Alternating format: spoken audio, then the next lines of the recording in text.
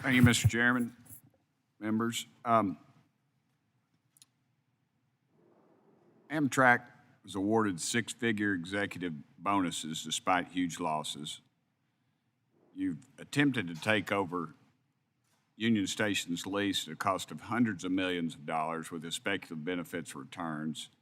You forced unwanted routes onto your national network with questionable customer demands and guaranteed annual losses. What's your all's projected annual operating loss, Mr. Gardner?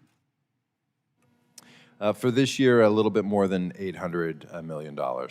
That's down significantly from the prior year and the year before. Yes, sir.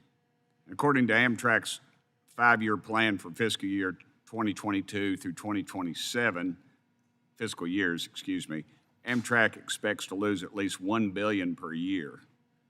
Do you think Amtrak will be cutting expenses or increasing ticket prices to address its operating losses?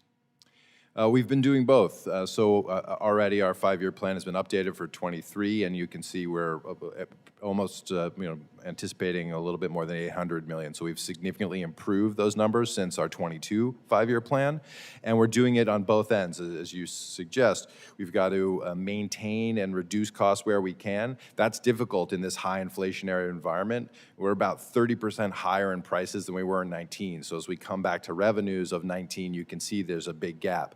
At the same time, we are trying to build revenues, and we're doing quite a good job at that, but we're still just about to get to 2019 revenue levels, and it's going to take a combination of both to maintain a improving trajectory. As I said, our hope is on the train operation side of the business to get back to that break-even process. I was at Amtrak, been doing Amtrak for 14 years. It took us a lot of work to get to break even in 2020 before the pandemic. I know we can do it again, but it's going to take a while to overcome this big lag of inflation. When you say break even, though, that's with an addition. That's with the influx of tax dollars, correct? So, yes. Yes or no, that's fine. Yes. I mean, you don't need to, I appreciate it. I'm going to run out of time.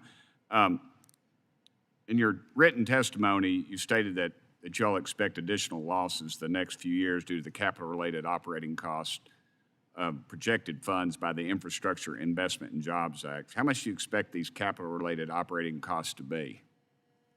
Well, several $100 million, because we have to train the workforce and hire the workforce that's necessary to implement this program.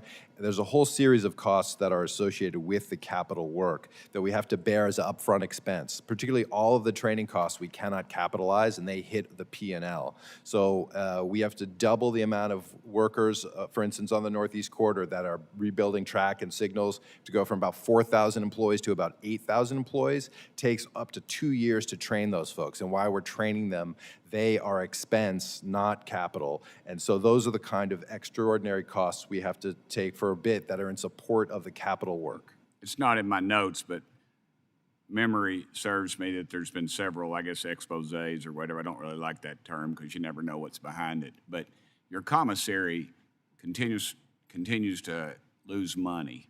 Is that still a problem? Did you say commissary, sir? Yes, sir. So the food and beverage. I should have said food and beverage. Yeah, no, absolutely. I know what you mean. The food and beverage service is an important part of the Amtrak product. The IIJA required the establishment of a new food and beverage working group, and we just received their report. We owe Congress back our response to the food and beverage report here this fall. In general, the food service is there as a part of the amenities that we offer, so much of the ticket price is covering the costs, and then people also fund through cash purchases depending on which level of service. We're continuing to upgrade quality. We certainly have heard from many members that they want to see better quality, and we've heard that from our customers in terms of the food offerings on board. So we're focused on doing that, but doing that in a way that's fiscally responsible. I would hope you would be fiscally responsible. Yes. By that, I mean at least paying for the food. I think that would be a fiscally responsible move, and I think Congress would probably smile upon that if we were able to smile. I've got no time left. I'm just going to yield. I'll yield to Congressman Cohen, if I could, please. Just like to ask you a question. He's my spiritual mentor in this committee. Go ahead. Thank you. Just like to ask you a question. I'm sure you heard about his salary being $500,000. Compared to the TVA chairman's salary, isn't it cheap? Yes, I would gladly pay our TVA chairman about $500,000 over his Thank you, sir. $8 million plus bonus. But I'm not bitter about that, nor are you, Mr. Cohen. Mr. Burchett yields.